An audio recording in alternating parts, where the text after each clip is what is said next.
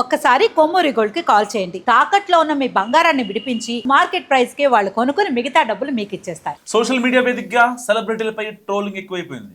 సామాజిక మాధ్యమాల్లో ఫేక్ అకౌంట్లు క్రియేట్ చేసి అసభ్యకర వ్యాఖ్యలు చేయడం చాలా క్వైట్ కామన్ అయిపోయింది. అయితే డబ్బులు లేదంటే ఇంకో రకంగా. సో తాజాగా ఈ తరహా వేధింపులకు నటి లావణ్య త్రిపాఠి గురయ్యారు. ఈ నేపథ్యంలో ఆమె హైదరాబాద్ సైబర్ క్రైమ్ పోలీసులను ఆశ్రయించింది. ఇప్పుడు సినీ వర్గాల్లో చాలా చర్చనీయాంశంగా మారింది మెగా కోడలేంటి పోలీస్ స్టేషన్ మెట్లు ఎక్కడ వెంటనే. సో సోషల్ మీడియా ద్వారా తన పరువుకు భంగం కలిగించేలా కొందరు అసభ్య పోస్టులు కామెంట్లు చేస్తున్నారని నటి లావణ్య త్రిపాఠి పోలీసులకు ఫిర్యాదు చేశారు. ముఖ్యంగా పర్పుల్ క్రయాన్ 00 అనే ఇన్స్టాగ్రామ్ ఖాతా ద్వారా తన కుటుంబ సభ్యులను లక్ష్యంగా చేసుకుని అవమానకర వ్యాఖ్యలు చేస్తున్నారని ఆమె పేర్కొన్నారు.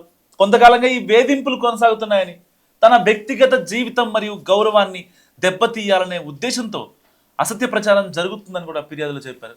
సో లావణ్య ఫిర్యాదు మేరకు పోలీసులు కేసు నమోదు చేసి దర్యాప్తు ప్రారంభించారు.